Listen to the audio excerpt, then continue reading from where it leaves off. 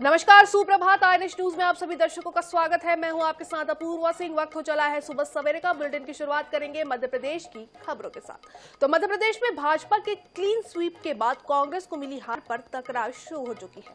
कांग्रेस के पूर्व प्रदेश अध्यक्ष और पूर्व केंद्रीय मंत्री कांतिलाल भूरिया का कहना है कि पार्टी से ही चूक हुई है, आपसी समन्वय में कमी रह गई, जिसकी वजह से कांग्रेस ने सभी 29 सीटें गंवा दी है। हालांकि कांतिलाल भूरिया खुद रतलाम लोकसभा सीट से चुनाव हार गए हैं। इधर भूरिया के बयान के बाद कांग्रेस प्रदेश अध्यक्ष ने हार की जिम्मेदारी ली और कहा कि यह बिल्कुल जरूरी है कि मैं हार की जिम्मेदारी लूं, बाकी पार्टी का इंटरनल मैटर है। वहीं दिल्ली में हुई CWC की बैठक में यह तय किया गया है कि हार के रिव्यू के लिए कमेटी तैयार की जाएगी। कांग्रेस प्रभारी भंवर जितेंद्र सिंह कमेटी की अध्यक्षता करेंगे।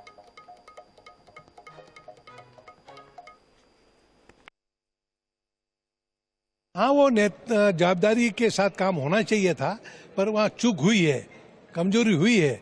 अगर अपना पूरी तरह से समन्वय बना के काम उसे होता है तो इतनी ज़्यादा 29 की 29 सीट नहीं ले जा सकते थे मध्य प्रदेश में, पर वहाँ समन्वय में गड़बड़ी हुई है। इधर दिल्ली में कांग्रेस वर्किंग कमेटी से बाहर आकर नेता प्रतिपक्ष उमंग सिंगार ने एक बयान दिया है। उमंग सिंगार ने बताया कि बैठक में राहुल गांधी को एक मत से नेता प्रतिपक्ष बनाने का प्रस्ताव पारित किया गया है। जीतू पटवारी को लेकर उमंग सिंगार ने कहा कि अगर उन्होंने हार की जिम्मेदारी ली है तो ये अच्छी बात है, लेकिन ये सभी की सामूहिक जिम्मेदारी है। मध्य प्रदेश में नेता प्रतिपक्ष उमंग सिंगार जी हमारे साथ है। सर, क्या अलग से भी कोई बात हुई CWC के अलावा मध्य प्रदेश को लेकर भी कोई चर्चा हुई है? नहीं, ऐसी कोई विशेष कोई बात नहीं हुई है, लेकिन हारे हुए राज्यों पर समीक्षा होगी। निश्चित तौर से अब वो अलग से विस्तृत में की जाएगी, उस पर चर्चा होगी। विशेष रूप से पूरी कांग्रेस कार्य समिति ने राहुल जी को LOP बनाने के लिए प्रस्ताव पास किया और ये पूरे कांग्रेस पार्टी की भावना है, उस भावना के अनुरूप प्रस्ताव पास हुआ। क्या मतलब जिस तरह से हमने देखा कि हमेशा राहुल जी कोशिश करते हैं किसी और आगे जाएं, किस तरह तो इस बार कुछ ज्यादा फोर्स किया है कि पार्टी की पूरी कमेटी ने कि इस बार RG आपको ही आगे आना चाहिए? देखिए, चूंकि अभी तो उनके विवेक पे है, लेकिन वो उन्होंने बोला मैं विचार करूंगा, लेकिन अभी उन्होंने कोई इच्छा जाहिर नहीं करी। जीतू पटवारी से हमारी बात हुई थी, उनका कहना यह है कि मैंने हार की जिम्मेदारी ली है। अब हार की जिम्मेदारी अगर ली है तो अच्छी बात है, इसमें कोई बुरी बात नहीं। पार्टी के अध्यक्ष है और समझता हूं कि सबकी सामूहिक जवाबदारी होती है और सभी नेताओं को, प्रदेश के नेताओं को बैठ के आत्ममंथन करना चाहिए, विचार करना चाहिए, इसमें कोई बात नहीं। उमंग सिंगार जी ने स्पष्ट रूप से बताया कि राहुल गांधी जो हैं उनको सदन में नेता प्रतिपक्ष के तौर पर बनाए जाने को लेकर CWC ने जो है प्रस्ताव पारित किया है, लेकिन साथ में हार की जिम्मेदारी को लेकर उन्होंने कहा है कि सारे हुए राज्यों की समीक्षा भी हुई है। कैमरामैन सनी के साथ अनुराग मालवीय, आईएनएच 24/7 दिल्ली। खबरों में आगे बढ़ते हुए चलिए अब बात करते हैं मध्य प्रदेश के सांसदों की। तो लोकसभा चुनाव परिणाम के बाद मध्य प्रदेश से नई सरकार में किसे जगह मिलेगी, इसकी चर्चा तेज हो गई है। 2019 में मध्य प्रदेश से 5 सांसद मंत्री बने थे। इस बार प्रदेश से चुनाव जीते कुछ बड़े नामों की चर्चा है। इसके साथ ही मोदी कैबिनेट में मध्य प्रदेश से 1 से 2 नाम चौंकाने वाले हो सकते हैं। देखिए इस पर हमारी ये खास रिपोर्ट। मध्य प्रदेश में बीजेपी को 29 सीटों पर मिली है जीत। प्रचंड जीत के बाद क्या मोदी कैबिनेट में बढ़ेगी MP की भागीदारी? शिवराज सिंह चौहान और सिंधिया को कैबिनेट में मिल सकती है जगह। कुछ नए चेहरे भी कैबिनेट में पा सकते हैं जगह। मध्य प्रदेश लोकसभा चुनाव में बीजेपी 29 की 29 सीटें जीत गई। इसके साथ ही अब ये चर्चा शुरू हो गई कि मध्य प्रदेश को मोदी कैबिनेट में कितनी जगह मिलेगी, साथ ही यहाँ से दावेदार कौन कौन होंगे। 2019 में 28 सीटों पर जीत के बाद MP से 5 लोगों को मोदी कैबिनेट में जगह मिली। इनमें नरेंद्र सिंह तोमर, प्रहलाद सिंह पटेल, ज्योतिरादित्य सिंधिया, फग्गन सिंह कुलस्ते और वीरेंद्र कुमार खटीक थे। और इस बार नरेंद्र सिंह तोमर और प्रहलाद सिंह पटेल ने चुनाव नहीं लड़ा। मध्य प्रदेश में प्रचंड जीत के बाद लोगों को उम्मीद है कि दिल्ली में प्रदेश की भागीदारी बढ़ेगी। इस सरकार में मध्य प्रदेश के नेताओं को अहम जिम्मेदारी भी मिलने जा रही है। साथ ही केंद्र में डबल इंजन की सरकार से मध्य प्रदेश में विकास की गति भी दोगुनी होने जा रही है। मध्य प्रदेश के नेताओं की सरकार में अहम जिम्मेदारी तय है। एनडीए की सरकार जो बनी है, इसमें प्रधानमंत्री अपने आप को कितना सहज महसूस कर रहे हैं, उनकी बॉडी लैंग्वेज से देखा जा सकता है। मैं समझता हूँ मध्य प्रदेश की 6 से महिलाएं भी जीती हैं, उनको भी प्रतिफल देना चाहिए और सभी अलायंस अगर उनके एक एक मंत्री का पद मांगे तो मैं समझता हूँ मंत्रिमंडल की स्थिति ऐसी है कि मंत्रिमंडल की स्थिति ही इनको परेशान कर देगी। मध्य प्रदेश में मिली जीत के बाद ये भी चर्चा है कि टीम मोदी में इस बार कुछ नए चेहरों को मौका मिल सकता है। दावेदारों की फौज बढ़ी है। प्रबल दावेदार में शिवराज सिंह चौहान, ज्योतिरादित्य सिंधिया, फग्गन सिंह कुलस्ते, प्रदेश अध्यक्ष वीडी शर्मा का भी नाम है। शिवराज सिंह चौहान को लेकर प्रधानमंत्री नरेंद्र मोदी चुनाव के दौरान भी इशारा कर गए थे कि शिवराज सिंह चौहान को हम अपने साथ ले जाएंगे। इसके साथ ही ज्योतिरादित्य सिंधिया ने भी बड़ी जीत हासिल की। ऐसे में उनकी एंट्री तय मानी जा रही है। इसके साथ ही फग्गन सिंह कुलस्ते को भी पार्टी फिर मौका दे सकती है। कुलस्ते आदिवासी चेहरा हैं। इसके साथ ही सबसे अधिक चर्चा एमपी बीजेपी के प्रदेश अध्यक्ष वीडी शर्मा की है। वीडी शर्मा के नेतृत्व में भाजपा लगातार मध्य प्रदेश में सफलता हासिल कर रही है, तो मध्य प्रदेश में इस बार 6 महिला भी सांसद चुनी गई। बीजेपी महिलाओं को प्रतिनिधित्व देने में मुखर रही है। ऐसे में संभावना है कि मध्य प्रदेश से एक महिला सांसद को मंत्रिमंडल में मौका मिल सकता है। INH 24/7 के लिए भोपाल से मनीष कांत जैन की रिपोर्ट। इधर ग्वालियर में पीएचई विभाग में हुए लगभग 85 करोड़ घोटाले की जांच कर रही क्राइम ब्रांच को अहम सुराग मिले हैं। मामले से जुड़े लोगों से क्राइम ब्रांच पूछताछ कर रही है। पूरे मामले में अब तक 6 लोगों की गिरफ्तारी हो चुकी है। संभावना है कि इस घोटाले से जुड़े 70 से ज्यादा लोगों पर क्राइम ब्रांच जल्द FIR करने वाली है। बहरहाल ग्वालियर क्राइम ब्रांच की जांच में सामने आया है कि पीएचई में अलग अलग तरह के आइटम सप्लाई करने वाली 25 फॉर्में और 45 खातेदार और कुछ कर्मचारी के नाम सामने आए हैं। घोटाले में इनकी क्या भूमिका रही, ये तो जांच का विषय है।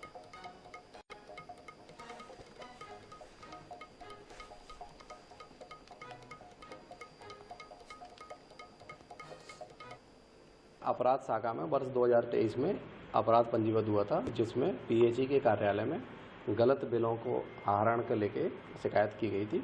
उनके जो आहरण व संवितरण अधिकारी थे संजय सोलंकी जी, उनके माध्यम से शिकायत हमारे पास आई थी, उसमें अपराध पंजीबद्ध किया था।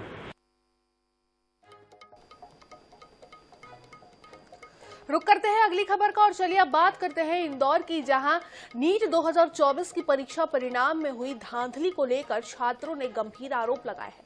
छात्रों ने हाथों में तख्तियां लेकर पैदल मार्च निकाला, साथ ही पुनः मूल्यांकन सहित एग्जाम की पद्धति पर भी सवाल खड़े किए हैं। छात्रों का कहना है कि कुछ सेंटर्स पर आई दिक्कतों की वजह से बच्चों को कम समय मिला। नीट के रिजल्ट भी आनन फानन में करीब 10 दिन पहले जारी कर दिए गए। वहीं छात्रों का आरोप है कि जानबूझकर रिजल्ट जारी करने के लिए 4 जून को चुना गया था।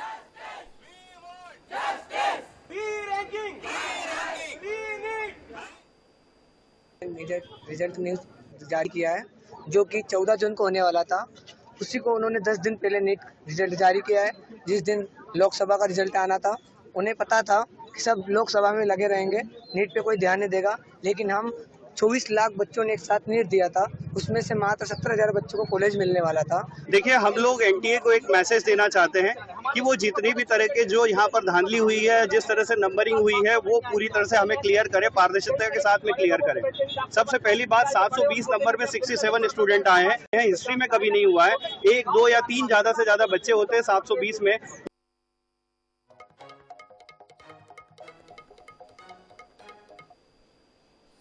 इधर राजधानी भोपाल में एनएसयूआई द्वारा नीट की परीक्षा में हुई धांधली को लेकर प्रदर्शन किया गया। इस दौरान छात्रों ने एनटीए के खिलाफ जमकर नारेबाजी की, वहीं परीक्षा परिणाम को लेकर सवाल खड़े किए। एनएसयूआई के जिला अध्यक्ष आशुतोष चौकसे ने कहा कि मध्य प्रदेश मुन्ना भाई MBBS फर्जी डॉक्टर बनने की सरकार की कोशिश थी। आज फर्जी डॉक्टर बनाने का मामला दिल्ली तक पहुंच चुका है। दिल्ली में परीक्षा आयोजित करने वाली संस्था एक प्राइवेट संस्था है। फर्जी मुन्ना भाई MBBS जैसे डॉक्टर बनाने का प्रयास किया जा रहा है। आज NSUI ने इसी को लेकर जो है यहाँ पर प्रदर्शन किया है और हम लोग मांग करते हैं कि NTA की और इस नीट के एग्जाम की जो है CBI से जांच कराई जाए और जांच कराकर जो दोषी हैं उनको कड़ी से कड़ी सजा दिलाई जाए और जो छात्र पढ़ने वाले अभ्यर्थी हैं जिनके साथ कहीं ना कहीं अत्याचार हुआ है, जिनके साथ कहीं ना कहीं धोखा हुआ है, उनको न्याय दिलाने का काम सरकार द्वारा किया जाए। चलिए वापस एक बार फिर से रुख करते हैं इंदौर का, जहां के देवी अहिल्या विश्वविद्यालय में MBA के 2 पेपर लीक होने के मामले में पुलिस ने एक कंप्यूटर ऑपरेटर और 2 छात्रों को गिरफ्तार किया है। इस पूरे मामले में विश्वविद्यालय प्रबंधन ने पुलिस से शिकायत की थी। देवी अहिल्या विश्वविद्यालय में MBA फर्स्ट सेमेस्टर के 2 पेपर एग्जाम के ठीक पहले लीक हो गए थे। पेपर लीक हो जाने के कारण विभिन्न छात्र संगठनों ने देवी अहिल्या विश्वविद्यालय की कार्यप्रणाली को लेकर जमकर हंगामा किया था। मामले को लेकर पुलिस ने जांच पड़ताल कर idyllic institute of management Indore के कंप्यूटर ऑपरेटर दीपक सोलंकी और 2 अन्य छात्रों को गिरफ्तार किया है। बता दें कि देवी अहिल्या विश्वविद्यालय के द्वारा MBA एग्जाम की परीक्षा के पेपर संबंधित इंस्टीट्यूट में 7 दिन पहले ही पहुंचा दिए थे। इसकी जानकारी कंप्यूटर ऑपरेटर दीपक को भी थी। चलिए आपको सीधा लेके चलते हैं राजघाट, जहां प्रधानमंत्री नरेंद्र मोदी महात्मा गांधी की समाधि पर पुष्पांजलि अर्पित करने पहुंचे हैं। सीधी तस्वीरें राजघाट से हम आपको दिखा रहे हैं, जहां प्रधानमंत्री नरेंद्र मोदी इस वक्त पहुंचे हुए हैं महात्मा गांधी की समाधि पर श्रद्धांजलि अर्पित करने, उन्हें नमन करने के लिए प्रधानमंत्री नरेंद्र मोदी दिल्ली के राजघाट पर पहुंचे हुए हैं।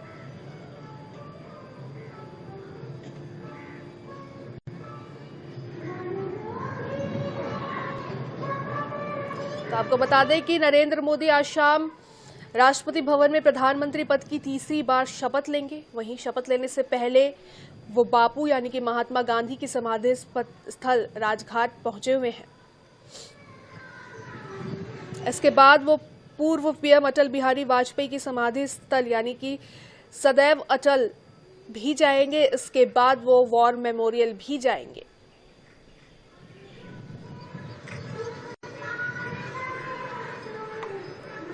ये सीधी तस्वीरें हम आपको दिखा रहे हैं राजघाट की, जहां प्रधानमंत्री नरेंद्र मोदी महात्मा गांधी की समाधि पर पहुंचे हुए हैं। तो आज 3री बार शपथ लेने वाले हैं PM के रूप में। आज 3री बार शपथ लेंगे प्रधानमंत्री नरेंद्र मोदी। उससे पहले वो राजघाट पहुंचे हैं, इसके बाद वो अटल समाधि भी जाएंगे।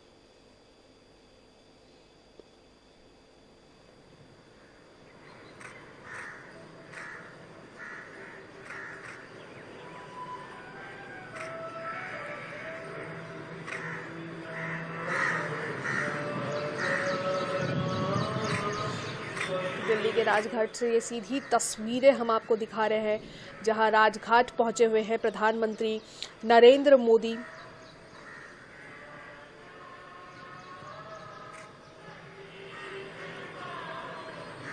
इसके बाद वो यहां से पूर्व PM अटल बिहारी वाजपेयी की समाधि स्थल भी जाने वाले हैं।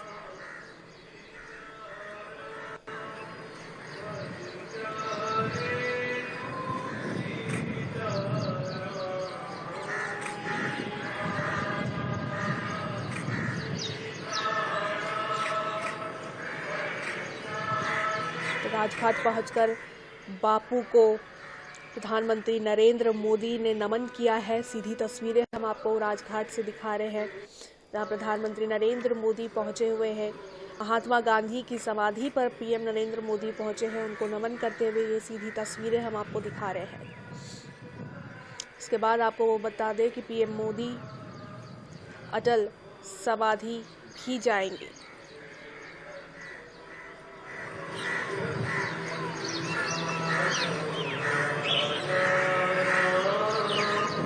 बता दें कि नरेंद्र मोदी आज शाम राष्ट्रपति भवन में प्रधानमंत्री पद की 3री बार शपथ लेंगे। शपथ लेने से पहले वो महात्मा गांधी के समाधि स्थल यानी कि राजघाट पहुंचे हुए हैं, जहां उन्होंने महात्मा गांधी की समाधि को नमन किया। इसके बाद पूर्व PM अटल बिहारी वाजपेयी के समाधि स्थल सदैव अटल भी जाएंगे।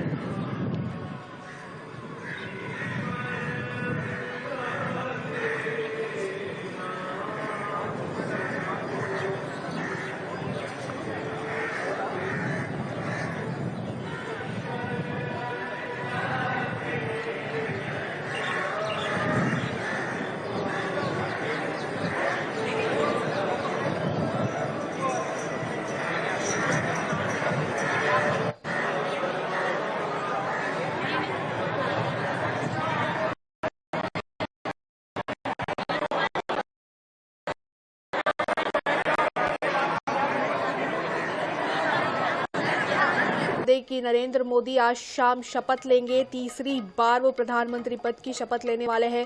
इससे पहले वो महात्मा गांधी की समाधि स्थल यानी कि राजघाट पहुंचे हुए थे। बापू को उन्होंने नमन किया है। इसके बाद वो पूर्व पीएम अटल बिहारी वाजपेयी के समाधि स्थल सदैव अटल भी जाने वाले हैं। उसके बाद वॉर मेमोरियल जाकर शहीदों को नमन भी करने वाले हैं नरेंद्र मोदी।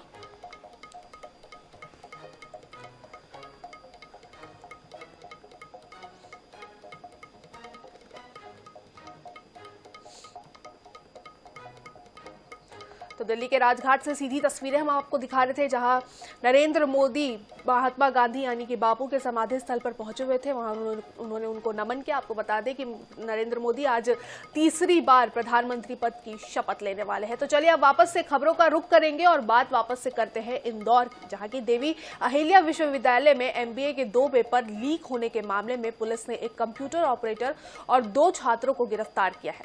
इस पूरे मामले में विश्वविद्यालय प्रबंधन ने पुलिस से शिकायत की थी। देवी अहिल्या विश्वविद्यालय में MBA फर्स्ट सेमेस्टर के 2 पेपर एग्जाम के ठीक पहले लीक हो गए थे। पेपर लीक हो जाने के कारण विभिन्न छात्र संगठनों ने देवी अहिल्या विश्वविद्यालय की कार्यप्रणाली को लेकर जमकर हंगामा किया था। मामले को लेकर पुलिस ने जांच पड़ताल कर idyllic institute of management Indore के कंप्यूटर ऑपरेटर दीपक सोलंकी और 2 अन्य छात्रों को गिरफ्तार किया। बता दें कि देवी अहिल्या विश्वविद्यालय के द्वारा MBA एग्जाम की परीक्षा के पेपर संबंधित इंस्टीट्यूट में 7 दिन पहले ही पहुंचा दिए गए थे। इसकी जानकारी कंप्यूटर ऑपरेटर दीपक को भी थी, जिसका फायदा उठाते हुए दीपक ने प्रिंसिपल के ऑफिस में रखे पेपर को निकाल लिए थे। फिर अपने कुछ परिचित छात्रों को 10 से 15,000 रुपए लेकर पेपर दे दिए। पुलिस ने दीपक की निशानदेही पर 2 छात्रों को पकड़ा है। वहीं आने वाले दिनों में कुछ और छात्रों को भी पुलिस पकड़ सकती है। जो मूल कड़ी थी उसमें देखा गया कि जो ideal institute of management Rao में है, उसके जो हेड हैं उनका जो कंप्यूटर ऑपरेटर है, उसके द्वारा जो पेपर है उसको बाकायदे अपने पोजीशन में ले करके और सोशल मीडिया के माध्यम से और अपने परिचितों के माध्यम से उसको लोगों के बीच में दिया गया है। तो वर्तमान में ये तीनों आरोपी हमारे अभिरक्षा में हैं और इनके द्वारा किए गए कृत्य को स्वीकार किया गया है। बाकी सारे साक्ष्य जुटाए जा रहे हैं और एक बड़े मामले का खुलासा हुआ है। बच्चों के भविष्य के साथ में खिलवाड़ कर रहे थे, उसको उतनी ही गंभीरता के साथ विवेचना में लिया गया है। और यहाँ रुकते एक छोटे से ब्रेक के लिए, चल लौटे।